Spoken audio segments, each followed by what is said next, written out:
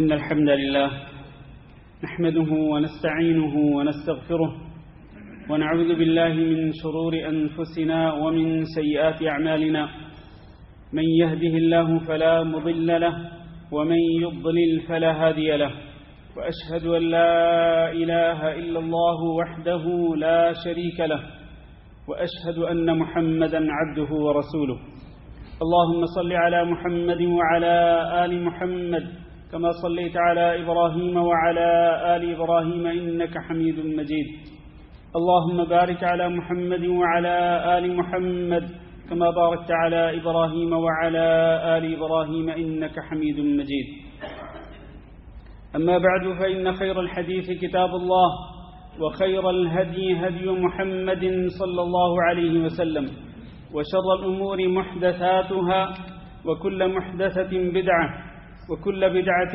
ضلالة وكل ضلالة في النار أعوذ بالله من الشيطان الرجيم يا أيها الذين آمنوا اتقوا الله حق تقاته ولا تموتن إلا وأنتم مسلمون يا أيها الناس اتقوا ربكم الذي خلقكم من نفس واحدة وخلق منها زوجها وبث منهما رجالا كثيرا ونساء واتقوا الله الذي تساءلون به والأرحام إن الله كان عليكم رقيبا يا أيها الذين آمنوا اتقوا الله وقولوا قولا سديدا يصلح لكم أعمالكم ويغفر لكم ذنوبكم ومن يطع الله ورسوله فقد فاز فوزا عظيما عزیز القدر بھائیو اور دوستو، اللہ رب العزت نے قرآن مجید کے اندر دو صورتیں ایسی نازل فرمائی ہیں کہ ان جیسی دو صورتیں کہیں بھی نہیں ہیں۔ وہ بہت ہی عظیم الشان صورتیں ہیں کہ جن کے ذریعے ایک انسان ہر قسم کے شر سے اور ہر قسم کی برائی سے اللہ رب العزت کی پناہ طلب کر سکتا ہے۔ ایک انسان اگر ہر قسم کے شر سے پناہ مانگنا چاہتا ہو اور ہر قسم کے شر سے اپنے آپ کو بچانا چاہتا ہو تو پناہ طلب کرنے کے لیے جو دو صورتیں اللہ رب العزت نے نازل فرمائیں، ان دو صورتوں جیسی کوئی اور صورتیں نہیں ہو سکتی ہیں، اور وہ صورتیں ہیں قرآن مجید کی آخری صورتیں جن کو معوذتین بھی کہا جاتا ہے، یعنی پناہ میں دینے والی صورتیں، کہ ان کو آپ پڑھیں گے تو آپ اللہ رب العزت کی پناہ میں چلے جائیں گے اور اللہ رب العزت کے حفظ و امان میں چلے جائیں گے۔ اور وہ صورتیں ہیں سورۃ الفلق اور سورۃ الناس۔ ان میں سے جو پہلی صورت ہے اس میں اللہ رب العزت ارشاد فرماتے ہیں، اعوذ باللہ من الشیطان الرجیم بسم اللہ الرحمن الرحیم قل اعوذ برب الفلق، آپ کہہ دیجئے کہ میں پناہ مانگتا ہوں صبح کے رب کی، جو رات کو ختم کر کے صبح لاتا ہے، اس رب کی میں پناہ مانگتا ہوں۔ کس کس چیز کے شر سے میں رب کی پناہ مانگتا ہوں؟ من شر ما خلق، ہر اس چیز کے شر سے جس کو اس نے پیدا کیا۔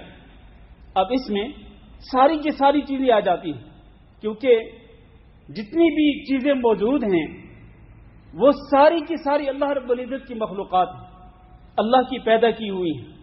من شر ما خلق میں ساری کی ساری چیزیں آ جاتی ہیں۔ آپ کہہ دیجئے کہ میں اس رب کی پناہ مانگتا ہوں جو رات کو ختم کر کے صبح لاتا ہے، رات کے اندھیرے کو ختم کر کے صبح کی روشنی پھیلاتا ہے، اس رب جو اس چیز پہ قادر ہے، رات کے اندھیرے کو ختم کر کے دن کی روشنی کو لانے پہ قادر ہے، میں اس رب کی قدرت کے ذریعے میں پناہ مانگتا ہوں ہر اس چیز کے شر سے جس کو اس نے پیدا کیا۔ پھر اس کے بعد اللہ تعالیٰ نے کچھ خاص قسم کے شر ذکر فرمائے۔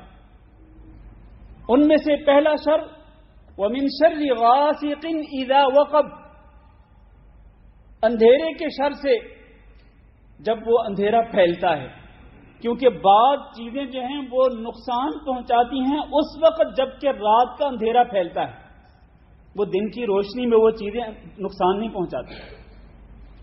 آپ کو پتہ ہے کہ بہت سارے جو ایسے جانور ہیں جو انسان کے لیے نقصان دہ ہو سکتے ہیں اور انسان کو نقصان پہنچا سکتے ہیں، وہ رات کے اندھیرے کا انتظار کرتے ہیں.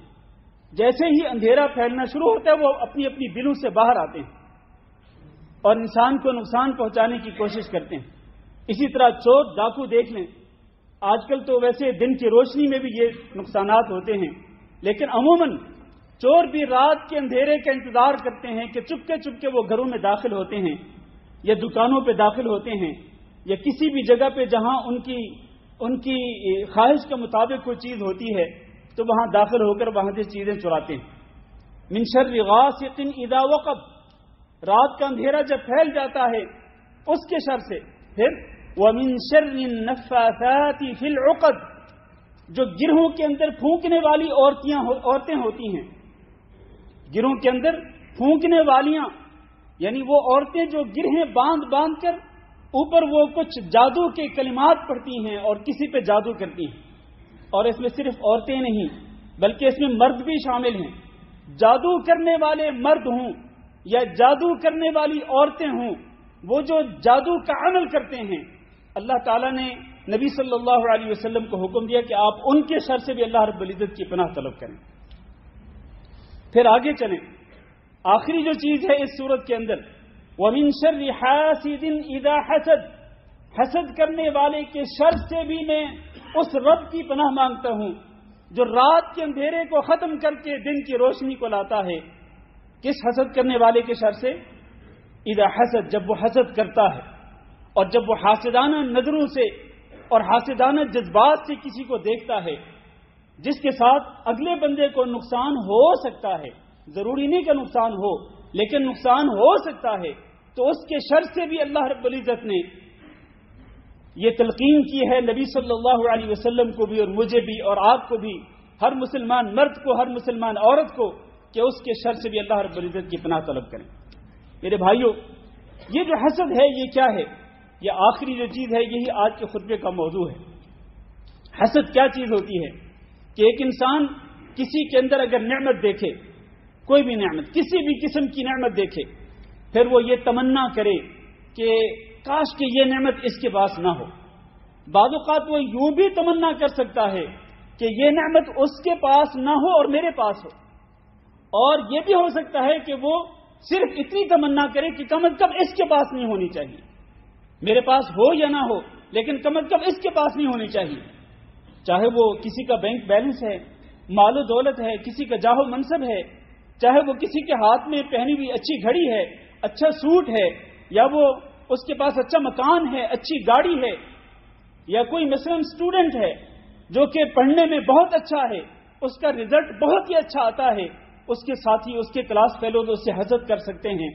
اسی طرح سے اگر کوئی عورت کسی عورت سے حسد کرے کہ اس نے بہت اچھا سوٹ پہنا ہوا ہے یا وہ اس سے زیادہ خوبصورت ہے، مختلف قسم کی صورتوں کے اندر حسد ہو سکتا ہے. میرے بھائیوں، یہ تمنا کرنا کہ اس کے پاس جو نعمت ہے سامنے والے بندے کے پاس، مرد ہو یا عورت ہو، چاہے وہ لڑکا ہو، لڑکی ہو، بڑا ہو، چھوٹا ہو، اس کے پاس جو نعمت ہے وہ اس کے پاس نہیں ہونی چاہیے، میرے پاس ہو یا نہ ہو. یہ جو کسی کی نعمت کے ختم ہونے کی تمنا کرنا ہے، اسی کو حسد کہتے ہیں میرے عزیز بھائیوں. اور یہ بہت ہی خطرناک چیز ہے. حسد کرنا بہت ہی خطرناک چیز ہے. اور اس کی وجہ کیا ہوتی ہے؟ وجہ یہ ہوتی ہے کہ ایک انسان اللہ رب العزت کی تقدیر پر راضی نہیں ہوتا اور اللہ رب العزت کی تقدیر پہ ناراضگی کا اظہار کرتے ہوئے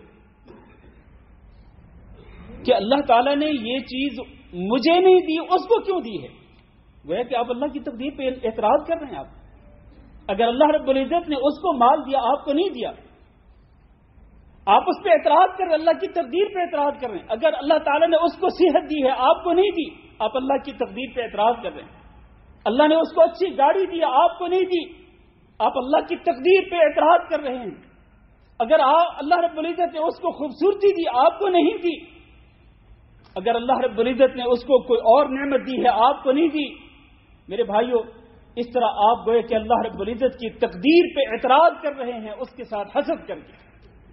ہونا یہ چاہیے کہ اللہ تعالیٰ نے آپ کو جو نعمتیں دی ہیں، ہو سکتا ہے کہ وہ نعمتیں کسی اور کے پاس نہ ہوں، آپ ان نعمتوں پہ اللہ رب العزت کے شکر گزار بندے بنے، نہ یہ کہ آپ دوسروں کے پاس نعمتوں کو دیکھ کر آپ اپنے گریبان میں جھانک کے دیکھیں اور پھر یہ کہیں کہ اس فلاں بندے کے پاس تو یہ نعمتیں ہیں اور میرے پاس تو نہیں ہیں، پھر حسد کرنا شروع کر دیں۔ اس لیے میرے بھائیوں، اللہ تعالیٰ نے مجھے اور آپ کو تلقین کی ہے کہ ہم اللہ رب العزت سے اس کی پناہ طلب کریں ہر حسد کرنے والے کے شر سے جب وہ حسد کرے۔ رسول اکرم صلی اللہ علیہ وسلم نے ارشاد فرمایا لا تحاسدوا، ایک دوسرے سے حسد نہ کیا کرو، ولا تباغضوا، اور ایک دوسرے سے بغض بھی نہ رکھا کرو، اپنے دل کے اندر نفرت نہ بھرا کرو ایک دوسرے کے خلاف، ولا تجسسوا، اور ایک دوسرے کی جاسوسی بھی نہ کیا کرو، ولا تحسسوا، اور کان لگا کر چھپ چھپ کے کسی کی باتیں بھی نہ سنا کرو۔ یہ بعض لوگوں کی عادت ہوتی ہے، بعض لوگ تو کان لگا کے چھپ چھپ کے باتیں سننے کی کوشش کرتے ہیں کہ یہ بندہ موبائل پہ کیا باتیں کر رہا ہے، یا یہ عورت موبائل پہ کیا باتیں کر رہی ہے۔ اور بعض لوگ اس طرح بھی کرتے ہیں کہ چھپ چھپ کے کسی کے ڈاکومنٹس دیکھتے ہیں، اس کے ٹیبل پہ چلے جاتے ہیں اور ٹیبل پہ جا کے دیکھتے ہیں کہ اس کے ٹیبل پہ کون کون سا پیپر پڑا ہوا ہے اور اس پیپر پہ کیا لکھا ہوا ہے۔ لا تحسسوا، چھپ چھپ کر کسی کی کچھ جو خفیہ چیزیں ہیں، خفیہ معلومات ہیں، ان تک پہنچنے کی کوشش نہ کیا کرو۔ ولا تناجشوا، اور اسی طرح سے کسی چیز کا ریٹ خامخواہ بڑھانے کے لیے آپ بولی نہ لگایا کرو، خامخواہ ریٹ بڑھانے کے لیے کسی کے ایجنٹ بن کر، جس طرح کے لوگ ایجنٹ بن کر بولی لگا دیتے ہیں، مقصد یہ ہوتا ہے کہ اس چیز کا ریٹ بڑھ جائے لوگوں کو دھوکہ دینے کی خاطر۔ آپ خریدار نہیں ہیں، لیکن صرف اور صرف اس چیز کا ریٹ بڑھانے کی خاطر آپ اس میں بولی لگا دیتے ہیں اور اس کا ریٹ بڑھا دیتے ہیں۔ ان تمام چیزوں سے اللہ کے رسول صلی اللہ علیہ وسلم نے منع کرنے کے بعد فرمایا کونوا عباد اللہ اخوانا، اے اللہ کے بندو تم بھائی بھائی بن کر رہا کرو۔ ایک بھائی اپنے بھائی سے حسد نہیں کرتا، ایک بھائی اپنے بھائی سے بغض نہیں رکھتا ہے، ایک بھائی اپنے بھائی کی جاسوسی نہیں کرتا ہے، اس کے عیبوں کو تلاش کرنے کی کوشش نہیں کرتا ہے، ایک بھائی چھپ چھپ کے اپنے بھائی کی خفیہ معلومات تک پہنچنے کی کوشش نہیں کرتا ہے، اور ایک بھائی جو ہے وہ کسی کو کسی بھی طریقے سے نقصان پہنچانے کی کوشش نہیں کرتا ہے۔ بھائی ہے بھائی، اور ہر مسلمان دوسرے مسلمان کا بھائی ہے۔ انما المؤمنون اخوہ، اس لیے بھائی بھائی بن کے رہا کرو اور اخوت اور بھائی چارے کے تقاضوں کو پورا کرو، اور جو چیزیں بھی آپ کے اس رشتے کو توڑ سکتی ہیں، جو چیزیں بھی آپ کے اس رشتے کے اندر دراڑیں ڈال سکتی ہیں، ان چیزوں سے اپنے آپ کو بچاؤ۔ یہ چیزیں جو اللہ کے رسول صلی اللہ علیہ وسلم نے منع فرمایا، حسد نہ کرو، بغض نہ کرو، تجسس نہ کرو، یہ وہ چیزیں ہیں جو دراڑیں ڈال دیتی ہیں آپس کے تعلقات کے درمیان، خامد بیوی کے درمیان، اولاد اور ماں باپ کے درمیان، سگے بہن بھائیوں کے درمیان، رشتہ داروں کے درمیان، دوستوں کے درمیان۔ یہ چیزیں تعلقات کو بگاڑتی ہیں، تعلقات کو خراب کرتی ہیں۔ اس لیے اللہ کے رسول صلی اللہ علیہ وسلم نے ان چیزوں سے منع فرمایا۔ ایک اور حدیث میں نبی صلی اللہ علیہ وسلم نے ارشاد فرمایا دب الیکم داء الامم قبلکم، تمہاری طرف پہلی امتوں کی ایک بیماری چل نکلی ہے، اور چل نکلنے کا مطلب یہ ہے کہ یہ پہلی امتوں کے اندر یہ بیماری تھی، اب آہستہ آہستہ تمہاری طرف بھی آ رہی ہے۔ اور اب اس وقت جبکہ نبی صلی اللہ علیہ وسلم کی اس حدیث کو 1400 سال سے زیادہ کا عرصہ گزر چکا ہے، وہ بیماری چلتے چلتے چلتے اسی امت کے اندر چلتے چلتے چلتے اب تو وہ بیماری جو ہے وہ اس امت کے ایک ایک فرد کے اندر رچ بس چکی ہے، والعیاذ باللہ۔ اور وہ کیا ہے؟ وہ بیماری کیا ہے؟ نبی صلی اللہ علیہ وسلم فرمایا کہ الحسد والبغضاء، وہ حسد کرنا ہے اور ایک دوسرے سے بغض کرنا ہے۔ اگر دیکھا جائے تو حسد کی جو بیس ہے، حسد کی جو بنیاد ہے، وہ بھی بغض کرنا ہے۔ ایک بندہ دوسرے سے بغض کرتا ہے، اس سے نفرت کرتا ہے، اور اس کی بنا پہ اسے حسد کرنا شروع کر دیتا ہے۔ تو یہ وہ بیماری ہے جو پہلی امتوں کے اندر تھی، پھر چلتے چلتے چلتے اس امت تک پہنچی، اور آج 1400 سال سے زیادہ کا عرصہ گزر چکا۔ اب تو یہ بیماری جو ہے ہمارے اندر یہ رچ بس چکی ہے برے طریقے سے، والعیاذ باللہ۔ اور یہ کیا کرتی ہے یہ بیماری؟ سنیں ذرا نبی صلی اللہ علیہ وسلم کا فرمان، فرمایا کہ ہی الحالقہ، یہ بیماری ایسی ہے جو موڑنے والی ہے، ختم کرنے والی ہے، یہ کس چیز کو مونڈتی ہے؟ فرمایا لا اقول تحلق الشعر، یہ وہ بیماری نہیں کہ جو بالوں کو مونڈ دے اور انسان کے سر سے بالوں کا صفایا کر دے، نہیں، ایسا نہیں ہے۔ ولکن تحلق الدین، یہ بیماری تو ایسی ہے جو دین کو مونڈ کے رکھ دیتی ہے، دین کو بالکل ختم کر کے رکھ دیتی ہے، والعیاذ باللہ۔ انسان کسی کام کا نہیں رہتا، اگر دین نہیں رہا تو کیا رہا اس کے پاس؟ دین چلا گیا تو پھر اس کے پاس کیا رہ گیا؟ کچھ بھی نہیں رہا اس کے پاس۔ اس لیے میرے بھائیوں، یہ جو بیماری ہے، اس بیماری سے ہمیں اپنے آپ کو بچانا ہوگا، اپنے آپ کو اس بیماری سے بچانا ہوگا۔ اور جس طرح میں نے پہلے کہا کہ یہ جو بیماری ہے حسد کی، اس کے اسباب میں سے ایک سبب یہ ہے کہ اللہ تعالیٰ نے جتنا رزق لکھا ہے اللہ نے تقسیم کی ہے۔ اللہ تعالیٰ نحن قسمنا بینہم معیشتہم فی الحیات الدنیا ورفعنا بعضهم فوق بعض درجات، ہم نے ان کے درمیان معیشت کو تقسیم کر دیا ہے، کسی کو زیادہ دیتے ہیں، کسی کو کم دیتے ہیں، کسی کو درمیانے درجے کا دیتے ہیں، ایک محدود اندازے کے ساتھ دیتے ہیں۔ یہ تو اللہ کی تقسیم ہے۔ اگر ایک انسان رزق کے معاملے کے اندر اور دولت اور پیسے کے معاملے کے اندر دوسرے بندے سے حسد کرتا ہے تو اس کا مطلب یہ ہے کہ اللہ تعالیٰ نے اس کو جو رزق دیا ہے، چاہے وہ کم ہی کیوں نہ ہو، وہ اس پر قناعت نہیں اختیار کرتا، اس کے دل میں لالچ پیدا ہوتا ہے کہ اس کے پاس جتنا بینک بیلنس ہے میرے پاس بھی اتنا ہونا چاہیے، اس سے بھی زیادہ ہونا چاہیے۔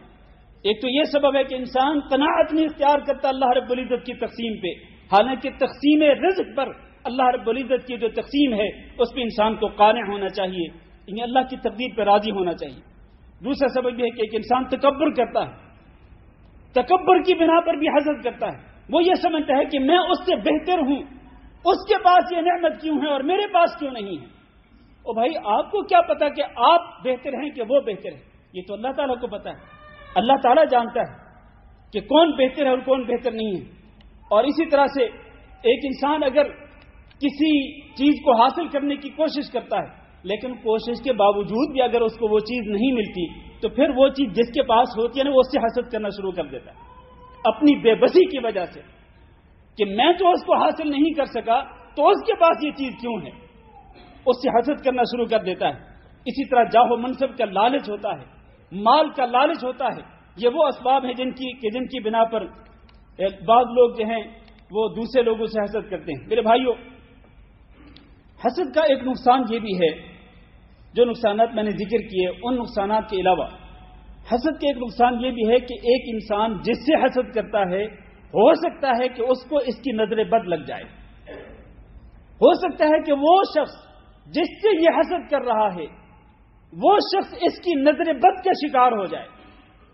اور نظر بد جو ہے یہ اتنی خطرناک ہے، اتنی خطرناک ہے یہ نظر بد کہ رسول اکرم صلی اللہ علیہ وسلم نے فرمایا کہ نظر بد جو ہے ایک اچھے بھلے انسان کو موت تک پہنچا دیتی ہے اور ایک چلتے پھرتے اونٹ کو اس کی ہانڈی تک پہنچا دیتی ہے۔ چلتا پھرتا تازہ اونٹ ہوتا ہے، صحت مند اونٹ ہوتا ہے، لیکن کسی کی نظر لگتی ہے وہ بیمار پڑ جاتا ہے اور پھر اس کا مالک اس کو ذبح کرتا ہے اور اس کا گوشت اس کی ہانڈی تک پہنچ جاتا ہے۔ تو یہ نظر بد کا خطرناک انجام ہے۔ اور نظر بد کیا ہے؟ العین حق، نبی صلی اللہ علیہ وسلم نے فرمایا کہ نظر بد حق ہے، برحق ہے، اس میں کسی قسم کا شک و شبہ نہیں۔ نبی صلی اللہ علیہ وسلم نے فرمایا لو کان شیء سابق القدر، حدیث کے الفاظ ذرا سنیں، لو کان شیء سابق القدر سبقته العین، اگر کوئی چیز تقدیر سے آگے بڑھنے والی ہوتی، تقدیر سے سبقت لے جانے والی ہوتی تو وہ کیا ہوتی؟ وہ نظر بد ہوتی۔ لیکن تقدیر سے آگے بڑھنے والی کوئی چیز ہے نہیں حقیقت کے اندر، اللہ تعالیٰ نے جو تقدیر لکھی اسی طرح سے ہی ہوتا ہے۔ لیکن اگر کوئی چیز تقدیر سے آگے بڑھنے والی، سبقت لے جانے والی ہوتی تو یہی نظر بد ہی ہوتی۔ ابن القیم نے لکھا ہے رحمہ اللہ، کہتے ہیں کہ نظر بد ہوتی کیا ہے اصل میں؟ نظر بد اصل میں ایک انسان کی نظر سے نکلنے والے زہریلے تیروں کا نام ہے۔ ایک انسان جب حاسدانہ نظروں کے ساتھ کسی کی طرف دیکھتا ہے، حاسدانہ نظروں کے ساتھ، تو اس کی آنکھوں سے زہریلے تیر نکلتے ہیں اور وہ تیر اس شخص کے جسم میں جا کے سیدھے پیوست ہو جاتے ہیں، جس سے وہ حسد کر رہا ہوتا ہے، اگر اس نے اپنے آپ کو سیکیور نہیں کیا ہوا، یہ شرط ہے اس بات کی، یعنی ضروری نہیں کہ ہر حسد کرنے والے کی آنکھوں سے نکلنے والے جو زہریلے تیر ہیں وہ جس سے حسد کر رہا ہے تو وہ تیر اس کے جسم میں پیوست ہو جائیں گے اور اس کی نظر بد کا اثر ہو جائے گی، یہ ضروری نہیں ہے۔ اگر سامنے والا بندہ اس نے اپنے آپ کو سیکیور نہیں کیا ہوا تو تب تو اس کی آنکھوں سے نکلنے والے جو زہریلے تیر ہیں وہ سیدھے اس کے دل پہ جا کے لگیں گے اور اس پہ جا کے اثر ہوگا۔ لیکن اگر اس نے اپنے آپ کو سیکیور کیا ہوا ہے، یعنی اپنے آپ کو اس نے ایک بند قلعے کے اندر محفوظ کیا ہوا ہے، تو پھر کوئی حسد کرنے والا چاہے کس قدر زیادہ حسد کیوں نہ کرے، اس کی حسد کا اس پہ اثر نہیں ہو سکتا ہے۔ اور ایک انسان اپنے آپ کو کس طرح سیکیور کر سکتا ہے میرے عزیز بھائیوں، اس کے لیے سب سے پہلی بات یہ ہے کہ اللہ تعالیٰ نے یہی جو 2 سورتیں نازل فرمائیں جن کے ذکر کے ساتھ میں نے آج کے خطبہ کی ابتدا کی، ایک انسان کو چاہیے، ایک مومن کو چاہیے، چاہے مرد ہو چاہے عورت ہو، چاہے بڑا ہو چاہے چھوٹا ہو، اس کو چاہیے کہ وہ ان 2 سورتوں کو صبح و شام، اور اس کے ساتھ اگر تیسری سورت قل هو اللہ احد کو بھی ملا لیں، ان تینوں سورتوں کو صبح شام 3 بار پڑھیں، اور پھر ہر نماز کے بعد بھی ایک مرتبہ پڑھیں، اور رات کو سونے سے پہلے بھی 3 مرتبہ پڑھیں۔ ایک انسان اگر ان سورتوں کو پابندی کے ساتھ پڑھتا رہتا ہے تو پھر وہ اللہ رب العزت کی پناہ میں آ جاتا ہے۔ پھر کوئی حسد کرنے والا اپنی حاسدانہ نظروں کے ساتھ اور اپنی حاسدانہ چالوں کے ساتھ وہ جس سے حسد کرتا ہے اس کو نقصان نہیں پہنچا سکتا۔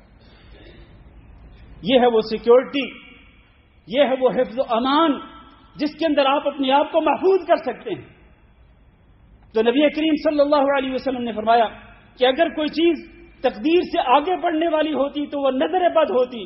پھر آپ نے فرمایا وَإِذَا اسْتُغْسِلْتُمْ فَاغْسِلُوا، لہذا تم سے جب غسل کرنے کا مطالبہ کیا جائے تو تم غسل کر دیا کرو۔ اس کا کیا مطلب ہے؟ مطلب یہ ہے کہ اگر کسی کو کسی کے نظر بد لگ گئی ہو، اب میں اس کے علاج کی طرف آ رہا ہوں۔ نظر بد کا علاج کیا ہے؟ اگر پتہ چل جائے کہ اس کو، چاہے وہ بڑا ہو چاہے چھوٹا ہو، اس کو فلاں بندے کی نظر بد لگی ہے تو پھر اس سے غسل کرنے کا مطالبہ کیا جائے۔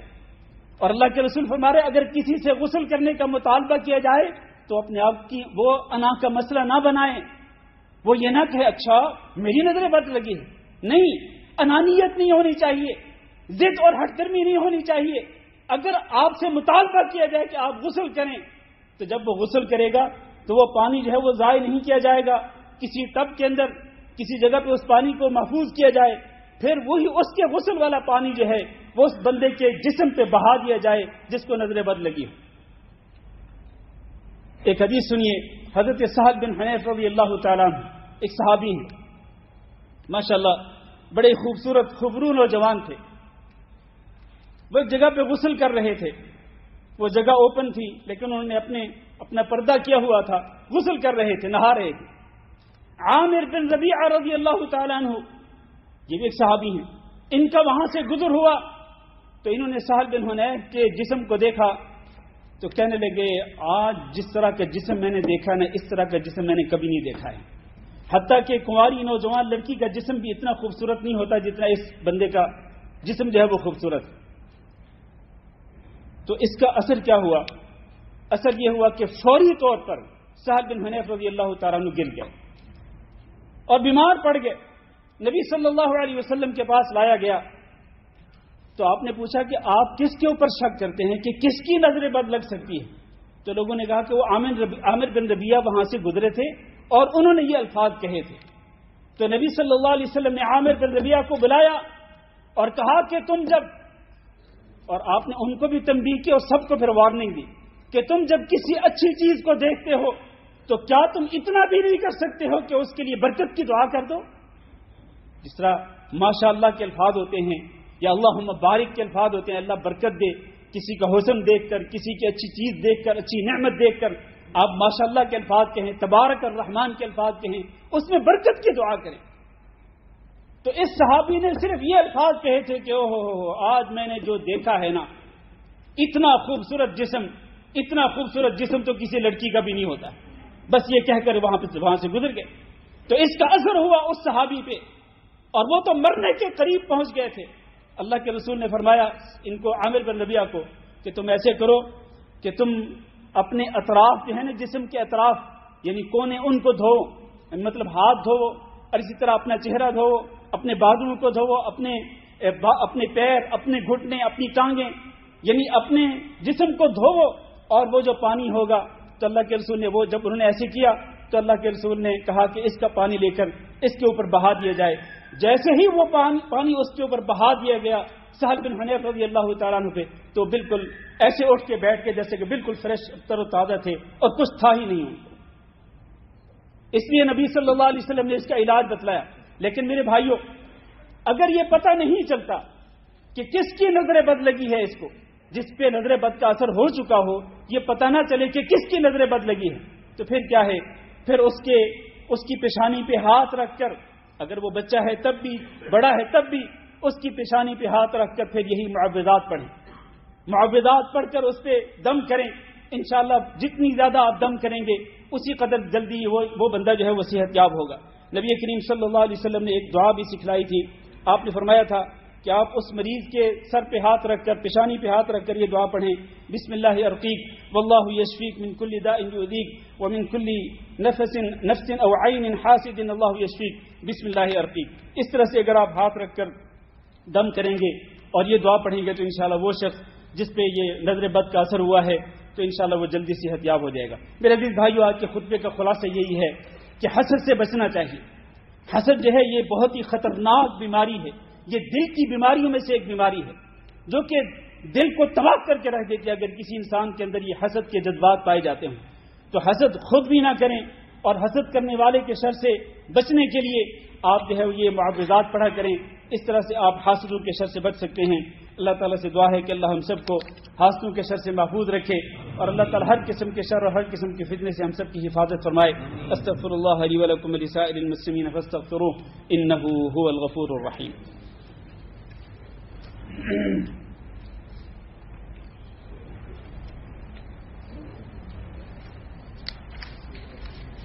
إن الحمد لله نحمده ونستعينه ونستغفره ونعوذ بالله من شرور أنفسنا ومن سيئات أعمالنا، من يهده الله فلا مضل له ومن يضلل فلا هادي له، وأشهد أن لا إله إلا الله وحده لا شريك له، وأشهد أن محمدا عبده ورسوله۔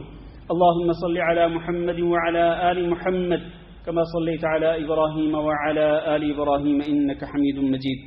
اللهم بارك على محمد وعلى آل محمد كما باركت على إبراهيم وعلى آل إبراهيم إنك حميد مجيد۔ نبی کریم صلی اللہ علیہ وسلم کی دو مختصر سی حدیثیں سنیں۔ آپ صلی اللہ علیہ وسلم نے فرمایا کہ لا يجتمعان في قلب عبد الایمان والحسد، کہ کسی مسلمان بندے کے دل میں، کسی بھی بندے کے دل میں دو چیزیں جمع نہیں ہو سکتی ہیں۔ کسی بھی بندے کے دل میں دو چیزیں اکٹھی نہیں رہ سکتی ہیں، ایمان اور حسد۔ معنی کیا ہے؟ معنی یہ ہے کہ اگر ایمان ہوگا، واقعتاً سچا ایمان ہوگا، تو پھر حسد نہیں ہوگا۔ ایمان والا، سچے ایمان والا بندہ کسی سے حسد کرنے والا نہیں ہوگا، اس کے دل کے اندر حسد نہیں ہوگا، اور اگر حسد ہوگا تو پھر ایمان نہیں رہے گا۔ یہ دو چیزیں اکٹھی نہیں ہو سکتی میرے عزیز بھائیوں۔ اس لیے آج ہمیں فیصلہ کرنا ہے میرے عزیز بھائیوں کہ ہم نے اپنے دل کے اندر کس چیز کو رکھنا ہے، اور ظاہر ہے کہ سب سے زیادہ عزیز اور سب سے زیادہ مہنگی چیز جو ہے، قیمتی چیز جو ہے، وہ ایمان ہے۔ ایمان سے زیادہ قیمتی چیز کوئی نہیں ہو سکتی ہے۔ لہذا اپنے ایمان کی حفاظت کریں، اپنے ایمان کو بچائیں، اور اپنے دل کو حسد سے پاک کریں۔ دوسری حدیث نے نبی صلی اللہ علیہ وسلم کی فرمایا لا يزال الناس بخیر ما لم يتحاسدوا، لوگ برابر خیر کے اندر رہیں گے جب تک وہ حسد نہیں کریں گے ایک دوسرے سے۔ اس کا مطلب یہ ہے کہ جب تک وہ ایک دوسرے سے حسد نہیں کریں گے ان کے اندر خیر ہی خیر ہوگی، لیکن جب وہ ایک دوسرے سے حسد کرنا شروع کر دیں گے تو پھر خیر ختم ہو جائے گی۔ آج ہم کیوں یہ محسوس کرتے ہیں کہ ہمارے اندر خیر نہیں رہی؟ ہمارے گھروں کے اندر، ہمارے رشتہ داروں کے اندر، ہمارے بہن بھائیوں کے اندر، ہمارے دوست احباب کے اندر، ہمارے معاشرے کے اندر خیر کیوں ختم ہوتی جا رہی ہے؟ اس کے من جملہ اسباب میں سے ایک سبب کیا ہے کہ ہم لوگ ایک دوسرے سے حسد کرتے ہیں، والعیاذ باللہ، اس کی وجہ سے خیر کا خاتمہ ہوتا جا رہا ہے۔ اس لیے میرے بھائیوں، حسد نہ کیا کرو، اور حاسد کے شر سے بچنے کے لیے اللہ رب العزت پہ توکل کرو، اللہ رب العزت پہ بھروسہ کرو، اس لیے کہ اللہ رب العزت کے حکم کے علاوہ کوئی نقصان آپ کا نہیں ہو سکتا، آپ کو کوئی شخص نقصان نہیں پہنچا سکتا ہے جب تک اللہ رب العزت کا حکم نہیں ہوگا۔ صدقہ خیرات بھی زیادہ سے زیادہ کیا کریں، اس طرح آپ حاسدوں کے شر سے بچ سکتے ہیں۔ اور اسی طرح سے ایک آخری بات یہ ہے کہ آپ کو اللہ تعالیٰ نے جو نعمتیں دی ہیں نا، یہ کوئی ضروری نہیں ہوتا کہ آپ ہر نعمت کو ہر بندے کے سامنے بیان کرتے رہیں کہ میرے پاس اتنا ہے، میرے پاس اتنا بینک بیلنس ہے، میرے پاس اتنی بڑی کوٹھی ہے، میرے پاس اتنی اچھی گاڑی ہے، میرے پاس اتنا اچھا موبائل ہے، اور لوگوں کو اپنا موبائل نکال کے دکھلائیں کہ میرے پاس یہ آئی فون 14 ہے یا آئی فون 13 ہے، یا کوئی بھی اچھے سے اچھا موبائل یا کوئی بھی اچھی سے اچھی چیز آپ کے پاس ہے، تو آپ اس کو لوگوں کے سامنے شو کریں، شو بازیاں چھوڑ دیں، ورنہ جب آپ شو بازیاں کرتے ہیں تو اسی کے نتیجے کے اندر پھر لوگ آپ سے حسد کرنا شروع کر دیتے ہیں۔ یہ بات میں اپنی طرف سے نہیں کہہ رہا میرے عزیز بھائیوں، یہ نبی کریم صلی اللہ علیہ وسلم کے ارشاد گرامی ہے، فرمایا استعینوا علی انجاح الحوائج بالکتمان۔ بعض ایسے کام ہوتے ہیں کہ ان کو چھپانا پڑتا ہے، چھپاؤ گے تو وہ ہوں گے، اور اگر ظاہر کرو گے تو وہ نہیں ہوں گے۔ کیوں؟ اس لیے کہ فإن كل ذی نعمت محسود، ہر وہ شخص جس کو کوئی نعمت ملی ہوتی ہے نا، تو اس سے حسد کرنے والا بھی کوئی نہ کوئی موجود ہوتا ہے، حسد کرنے والا بھی کوئی نہ کوئی موجود ہوتا ہے۔ تو اس لیے شو بازیاں نہیں کرنی چاہیے انسان کو۔ اللہ تعالیٰ نے جو آپ کو دیا ہے اس کو چھپا کے رکھیں اور اس پہ پردہ ڈالے رکھیں۔ ضروری نہیں کہ آپ ریاکاری کریں، دکھلاوے کریں، اور لوگوں کے سامنے وہ آپ جو ہے وہ بڑے بڑے دعوے کرنا شروع کر دیں۔ اس طرح کی جو چیزیں ہوتی ہیں انسان کے لیے نقصان دہ ہوتی ہیں۔ اللہ تعالیٰ سے دعا کرتے ہیں کہ اللہ تعالیٰ ہم سب کو حسد اور بغض اور اس طرح کی جو دیگر دل کی بیماریاں ہیں، اللہ ہم سب کے دلوں کو ان تمام بیماریوں سے پاک کر دے، اور اللہ رب العزت ہم سب کو حاسدوں کے شر سے محفوظ رکھے۔ اللهم اغفر لنا وللمؤمنين والمؤمنات وللمسلمين والمسلمات الأحياء منهم والأموات. اللهم إنا نسألك العفو والعافية والمعافاة الدائمة في الدنيا والآخرة. اللهم إنا نسألك رضاك والجنة ونعوذ بك من سخطك والنار. اللهم فرج هم المهمومين ونفس كرب المكروبين واقض الدين عن المدينين واشف مرضانا ومرضى المسلمين.